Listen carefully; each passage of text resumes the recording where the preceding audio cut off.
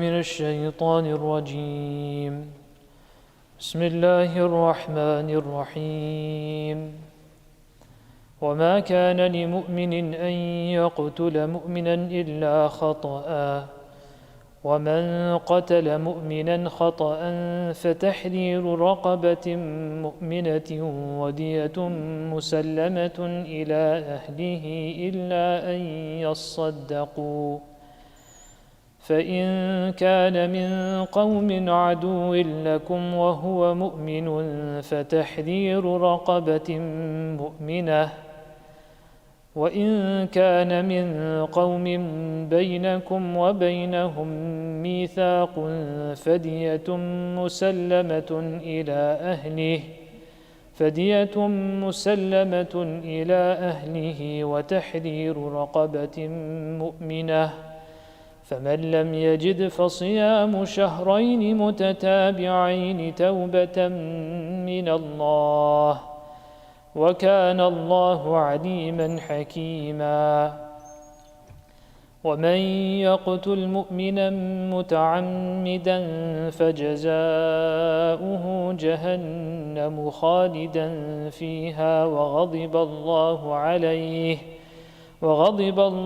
عليه ولعنه وأعد له عذابا عظيما صدق الله العظيم. Verses 92 and 93 speak of the ruling regarding murder in Islam. It's a heinous crime. Rasulullah sallallahu alaihi wasallam has mentioned the murder from amongst the sab'a mubiqat, the 7 very grave crimes which can be committed. Over here also in the Quran Kareem, Allah subhanahu wa ta'ala mentions a very strict warning and of adhab regarding this. However, the issue is also that sometimes a person is killed accidentally. So based on this and different variants, in Islamic fiqh there are multiple scenarios for someone being killed, and they have various rulings. The first type of killing is called qatlul amad. Amad meaning purposely, that meaning a murder. This would be, for example, if someone kills with a weapon, someone shoots someone uses a knife, a sword, something like that. This would fall under qatlul amad. The second is shibhul amad. Shibhul amad meaning it's like amad, meaning purposely, but it's one degree lower. So it was a person, for example, used something which is not normally used as a weapon, yet the person purposely killed the other person. The third is called qatlul khata. Khata meaning mistakenly. An example of mistakenly would be that someone went for hunting and they're in a game reserve, and thought that you saw a deer, and he shoots at the deer, and it turns out to be someone with a brown jacket. Right? So this would be an example of a khata, a mistake. Or for example, the person was pointing towards a target, but because his aim was so terrible, ended up shooting someone all the way in another place. Meaning it's obvious that he was pointing here, but his aim was terrible, and it ended up shooting someone else. That would be another example of khata. So there are various rulings and various types of killing that can occur. So in this ayah, Allah subhanahu wa ta'ala tells us what are the rulings for someone who kills someone else mistakenly. So firstly, the Quran, the verse 92 of Surah Nisa says, مَا كَانَ لِمُؤْمِنٍ أَن يَقْتُلَ مُؤْمِنًا إِلَّا خَطَأً. That it does not behoove a believer to kill another believer except as a mistake. Meaning it can't be that a person's iman should be such that it does not allow for you to kill someone else. Illa khata. Except the only possibility is maybe out of mistake. Mistakenly you killed someone, that's one thing.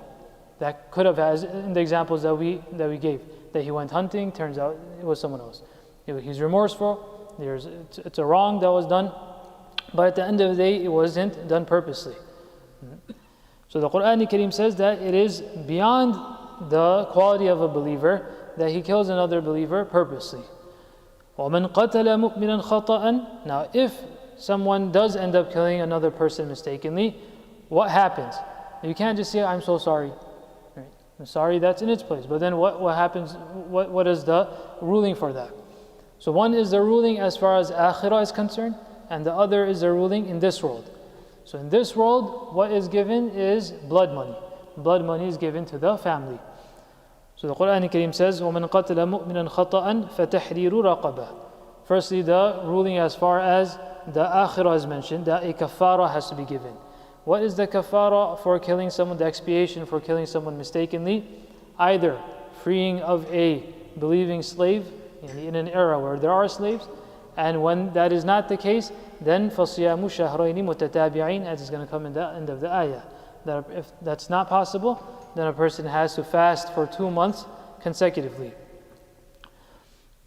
وَدِيَةٌ مُسَلَّمَةٌ إِلَىٰ أَهْلِهِ إِلَّا يَصَّدَّقُوا. The second is the ruling, as we said, that in this world, what's the worldly expiation? What does he have to do as far as this world is concerned?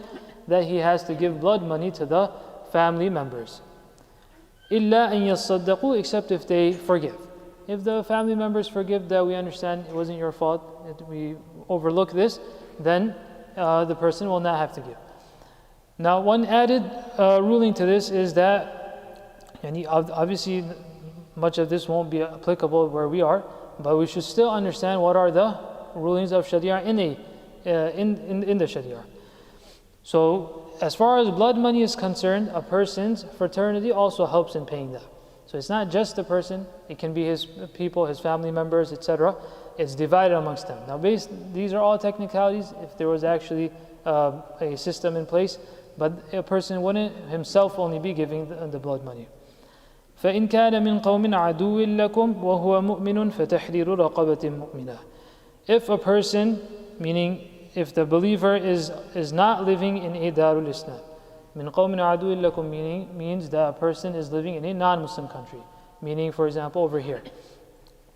So if a believer is living in a non-Muslim domain, وَهُوَ مُؤْمِنٌ فَتَحْرِيرُ رَقَبَةٍ مُؤْمِنَةٍ, then there is only an expiation, the kafara. There is no diya.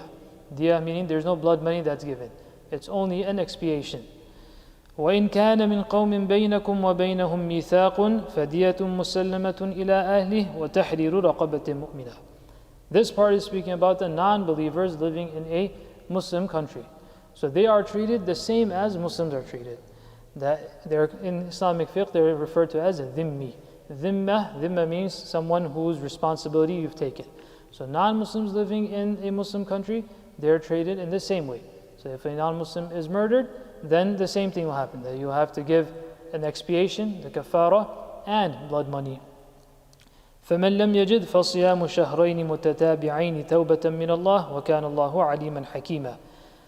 That where it's not possible to free a slave, then 2 consecutive months, a person will have to fast for 2 consecutive months. This is as tawbah to Allah subhanahu wa ta'ala. The question may be that why tawbah? And we understand this was done as a mistake. Right? You're calling it a mistake, so how is it tawbah and why is there kafara? So the answer is that because of the level of the crime. Yani that if a person has a gun in his hand, you're not supposed to check once, twice, but you make sure that you're not 100% but 110% sure where you're shooting. Right? Yeah, that's the idea. The person wasn't cognizant enough of what he was doing. He wasn't concentrating enough on what he was. For this reason, and so that people do not make this a type of play, that a person just, I mistakenly did it.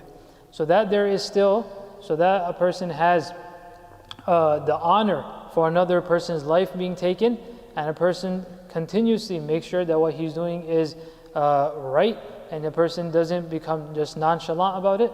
That therefore the Sharia has kept a kafara for this. وَكَانَ اللَّهُ عَلِيمًا حَكِيمًا. Allah is most knowing and Allah is most wise. Most knowing yani whose acts are done purposely and whose acts are done mistakenly, and hakiman, that Allah subhanahu wa ta'ala is most wise as to what the punishment should be and as to what the expiation should be. وَمَنْ يَقْتُلْ مُؤْمِنًا مُتَعَمِّدًا, and whoever kills a believer purposely, فَجَزَاؤُهُ جَهَنَّمُ خَالِدًا فِيهَا. Over here the ayah, the style of the ayah, the usloob of the ayah, if someone understands Arabic, is very marges that after all of these details of a mistaken, a killing which was done mistakenly, the ayah comes to someone who purposely kills, and the ayah just says, فَجَزَاهُ جَهَنَّمُ خَالِدًا فِيهَا. End of story. That your jaza, your retribution is Jahannam. Meaning, if you see this, the style, if someone is reading Arabic and is reading the Quran and understands it, meaning after all of these details for the mistaken killing, then when it comes to the purposeful killing, the person who does it purposely, then their warning is very clear, it's very severe. فَجَزَاهُ جَهَنَّمُ خَالِدًا. End of story. Nothing to discuss. What to do here and there, none of that. You're ending up in Jahannam. جَزَاهُ جَهَنَّمُ خَالِدًا فِيهَا. The aqidah of Ahlul Sunnah is obviously that a person doesn't go to Jahannam forever based on a sin. Rather, over here, khalidan fiha means for a very long time. That a person, this isn't for you to discuss how long is it going to be. In this over here, for example, a jail sentence is given for so many years. The Quran Kareem is saying khalidan fiha. Here, khalidan means mukth tawil. Tawil means for a long time a person will remain in it. And further, وَغَضِبَ اللَّهُ عَلَيْهِ. In this world also, Allah subhanahu wa ta'ala's ghadab, His anger, His wrath is upon that person. وَلَعَنَهُ. And Allah subhanahu wa ta'ala curses that person. وَأَعَدَّ لَهُ عَذَابًا عَظِيمًا. And Allah subhanahu wa ta'ala has prepared a great punishment and torment for such a person. In Surah Al-Baqarah, as far as in this world what occurs, the ayat past, يَا أَيُّهَا الَّذِينَ آمَنُوا كُتِبَ عَلَيْكُمُ الْقِصَاصُ فِي الْقَتْلَى. That there is a life for a life. That if a person purposely is found and is found guilty to kill someone purposely, then his life will also be taken. We make dua that Allah subhanahu wa ta'ala protects us from such heinous crimes.